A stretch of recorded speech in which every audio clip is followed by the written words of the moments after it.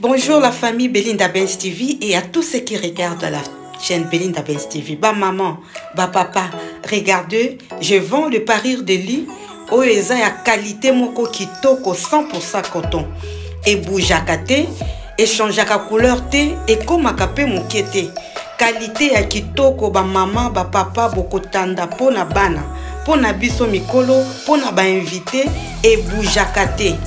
Si yo moko okobaye olobi obwaka ou changer ou bien okaba vraiment badra ya kitoko eza na ba dimension nyonso. J'ai toutes les dimensions pour une personne, deux personnes ou trois personnes. Botala ekitaka tina se e bomba kambetu oyo eza na tête de lité ou bien eza na cadre de lité e komaka tina se e bomba kanyonso. Bande konanga eza na prix moko ya moins cher pour tozo brader. Période oyo bambongo ezate alors ndeko soki oza intéressé tika message na commentaire, je livre partout.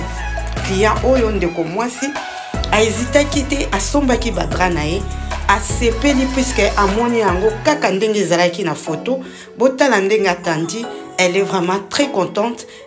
Regardez vous-même total abiso moko o eza masolo ya ba maman masolo na biso yango botika commentaire eza vraiment moins cher.